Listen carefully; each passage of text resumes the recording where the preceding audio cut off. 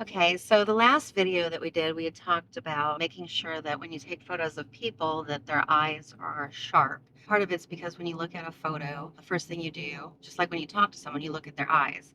And so another thing that you don't really think about as just an regular everyday person, but photographers need to think about it because it's another one of those psychological things that you don't know what's wrong with the picture until someone tells you, then you're like, oh, yeah, that's annoying.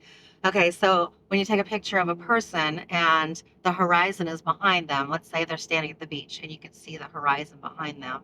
You want to either have the horizon above or below their head. If it cuts right through their head, it's weird, right? I mean, I don't know, what would you call it? It's weird. There is there are a few things in photography that give me Forrest Whitaker eye,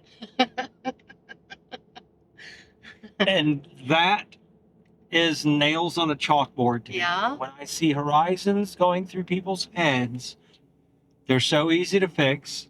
They look so amateur and ridiculous when they're not done properly. You shouldn't have horizons going through your head. You shouldn't have any predominant horizontal lines going through a person's head. So a bridge, a piece of architecture, a structure, right? You also shouldn't have things growing out of their head.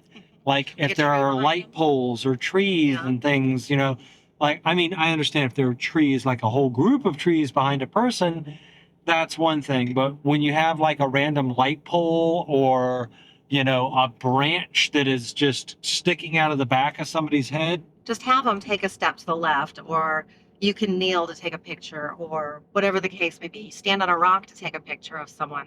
You know, there's a lot of really simple things that you can do. Just take 2 steps and you can fix whatever the problem is. This is one thing that I see people, photographers who do a lot of beach shoots, You see that a lot. are absolutely notorious for this, and that's bisecting a person's head with the horizon.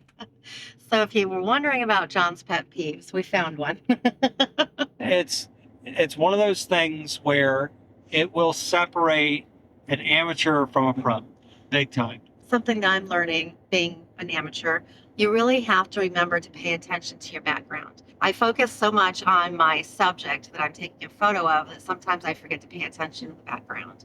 And so I was taking some shots. Remember when I was taking those pictures of Jackson, I had set up a room in our house as a little studio, and the pictures of Jack turned out really good. I was happy with them, the lighting on his face and everything, but I was so focused on him that I wasn't paying attention to the backdrop. And there was this big crease in the backdrop, and I could have fixed it in post, but seriously, it's just, there was no reason why I couldn't pay attention to what I was doing.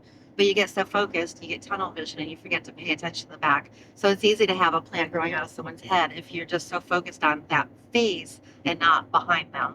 So trying to remember to pay attention to all angles, I guess. Yeah, with the exception of some fine art photography and some high-end retouching and stuff like that, you should be spending less time behind the computer than you do behind the camera. You want to get it all right. You want to get it as right as absolutely possible in the camera, because it's not only is it going to save you time on the back end, it's going to make you a better photographer. There are certain instances where you have to be a little heavy-handed with editing and stuff like that. That's when you start getting into more fine art photography and things like that.